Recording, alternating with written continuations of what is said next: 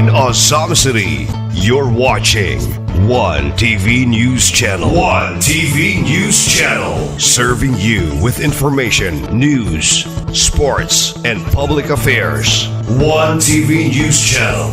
One TV News Channel. Serving you with love. Ang telebisyong pangmasa. One TV News Channel. One TV News Channel.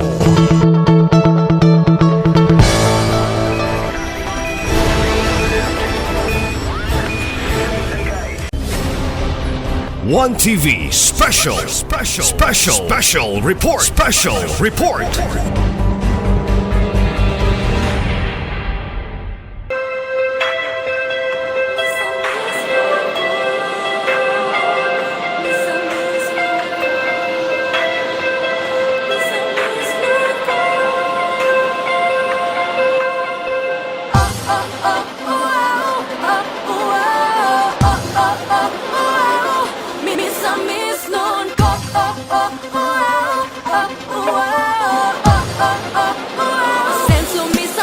Akong pagpasalamat sa atong pinalanggang mayor sa Ozamis, Honorable Sam Norman Fuentes. Asenso Pinoy Representative Honorable Indy Waminal.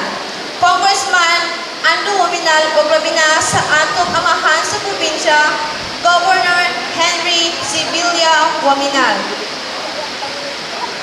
O syempre, dili na to kalimtan ang anak karon nga konsehal, Honorable June Carlo A. Moralion. A round of applause, please.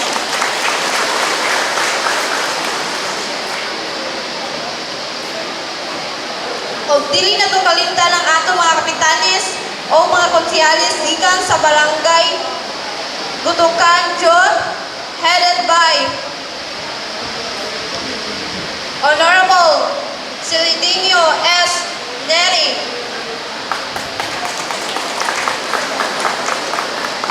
Barangay Sangayjon, headed by Honorable Jomar E. Kulkol. Barangay Mbargo, headed by Godofredo Alien.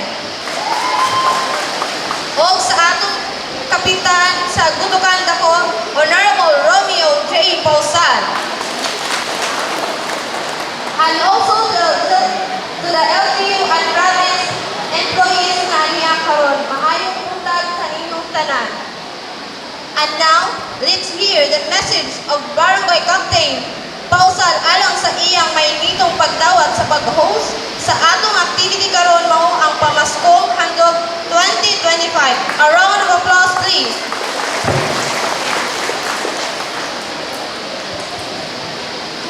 Paimbuntag sa tanano. Welcome sa 5 ka barangay nga niya karon sa among covered court nga pinakagwapo, manindot, ang gwapo ako muna, anindot yay. Kamo gyud swerte kay mo kay kamo gyud nakasubo ni among covered court nga kuan, swerte di kay mo. Unas tanano, salamat sa atong Ginoo nga gitagaan may panahon. Wala ta ulan na.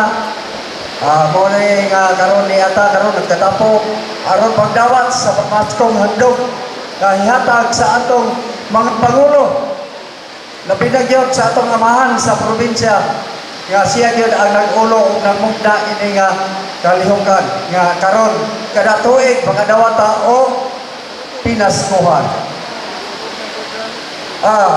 Ako din acknowledge daw nga atong pinalangga nga Vice President sa Liga, pinalangga o gwapo po yun, Konsehal John Carlo Moralion.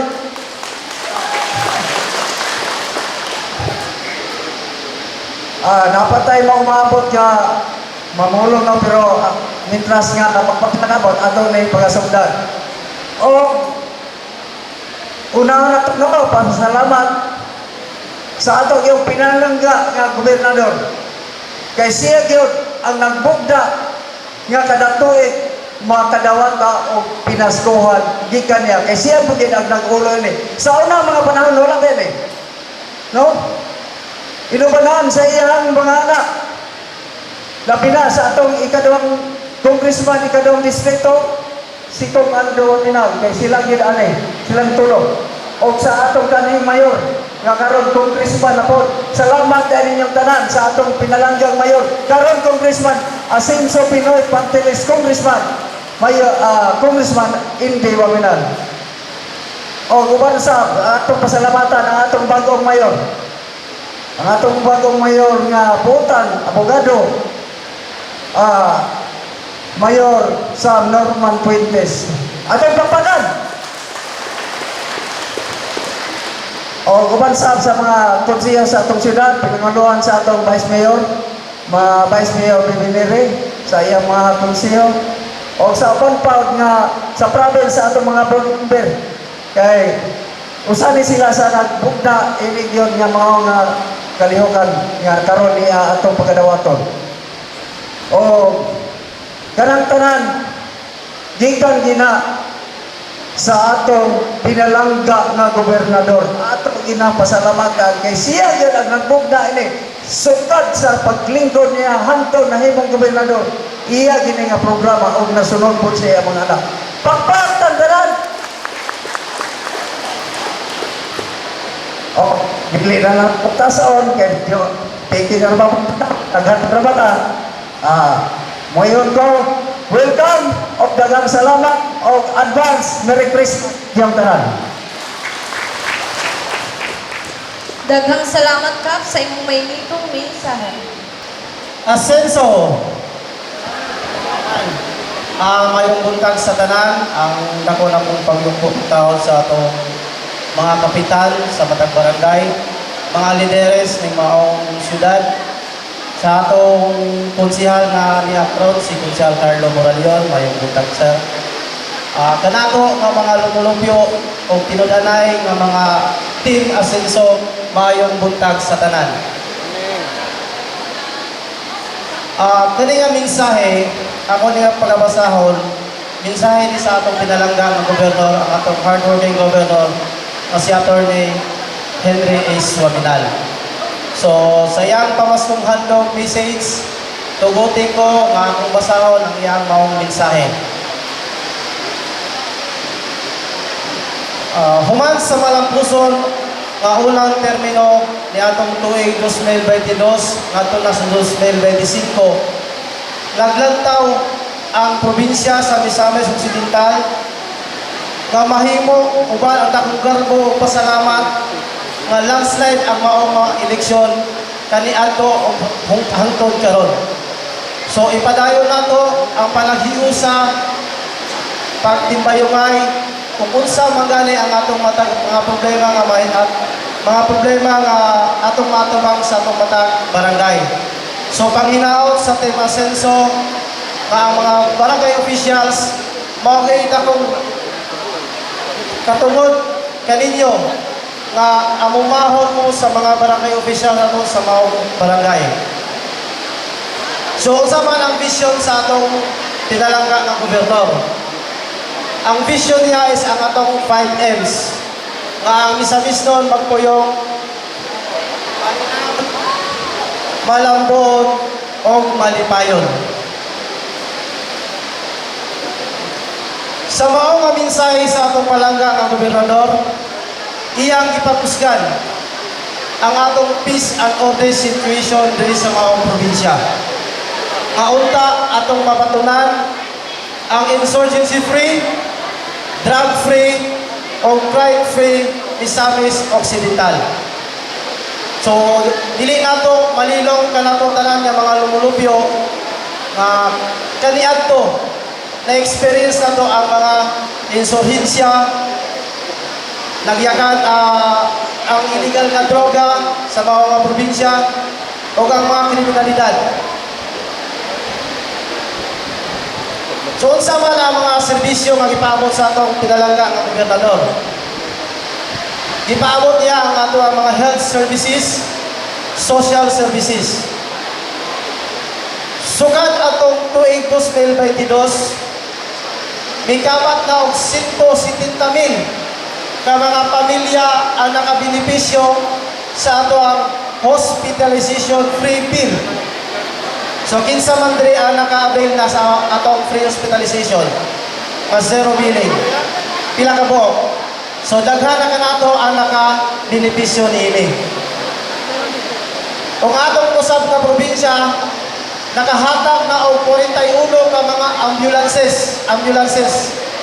So dili lang mga rescue vehicles, apil na usab ang ato mga ambulance gipag-apod-apod sa matag LGU.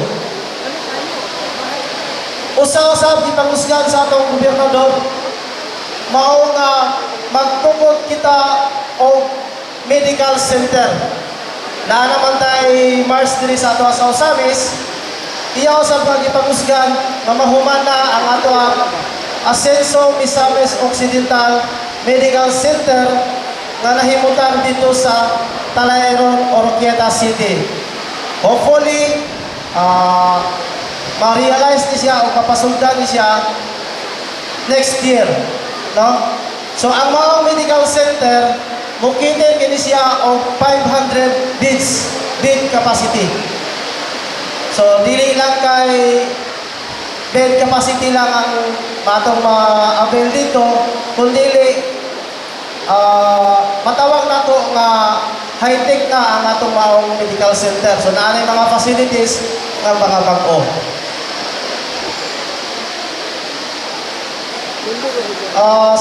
Sa ato ang hospitalization bill, balik mo na to, naka-experience na nga zero billing na magiging siya. So, adunay mga katingala ang uban, ano mangayo pa man may o certification, no? So, udagog ta sa barangay, kung wala tayo Ascenso ID, ma-question ta, mangayo lang ta o certification sa barangay para ma-zero billing. So, panangitan kung aduna tayo bill na 50,000. Kung dili ma-shoulder sa ato ang syudad, ang mao nga billing, mutap ta gikan sa atong mayor, sa atong pinalagang mayor, si Mayor Sam Norman Fuentes, and then mutap ta sa ato ang duha ka congressman, si Kong Ando, si Kong Indy Waminal. Yan ang last na to nga option is mutap ta sa atong probinsya, sa atong pinalangga nga gobernador. So, ang matag hospital bill na to, dili gina siya ma-shoulder sa usa lang ka politiko, kay adunay mga politiko nga andam mo shoulder para ma-zero billing ang ato ang hospitalization bill.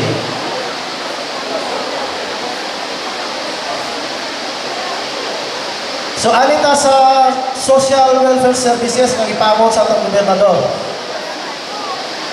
Aduna na is 719,909 na mga beneficiaryo sa atong social services na ipaabot sa atong pinalangga ng gobernador. So, unsa man siya ng mga social services? Mao ni siya ang katong mga ipanghatag, ipangapod-apod nato nga mga abono sa atong mga farmers, mga pambot nga ipangapod-apod sa atong mga fisher folks, katong mga mananagat, o kaning ato ang OFOP na para sa ato ang mga estudyante sa kolehiyo. Nga nagtungha o kolehiyo, aduna tayo one family, one professional program sa atong pinalangga ng gobernador.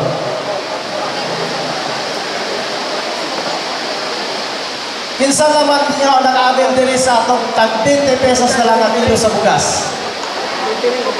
Nakabenepisyo na ba ang tanan? So, ipanikamutan sa atong pinalangga ng gobernador na mapaabot ang isaad sa atong presidente na tag 20 pesos na lang ang kilo sa bugas na ato ang ipangapod-apod pinaagi sa atong kadiwa na program.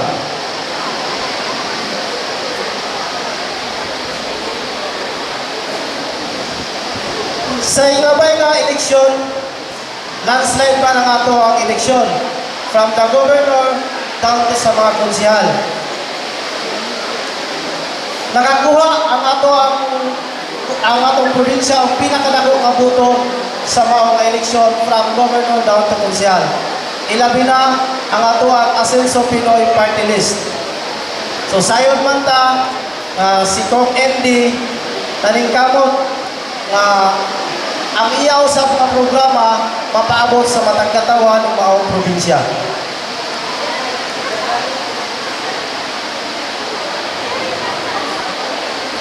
So, dili na lang ako tas sa mga lumulupyo ng mga barangay o sa mga kasikbit nga barangay, ang mainiton nga pasalamat o pagpaabot kaninyo sa pagsaulog nato sa Pasko o pagsugat sa bagong tuig nga unta kita tanan maghiusa, magtinabangay o maghigugmaay. Sa makausa pa, salamat, salamat o salamat kanatong tanan. Daghang salamat, sir, sa inyong mainitong mensahe.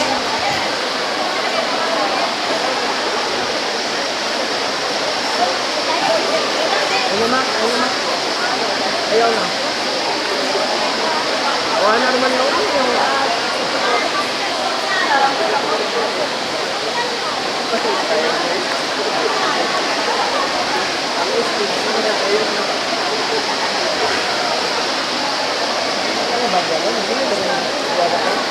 Ug karon atong sundan ang ceremonial distribution.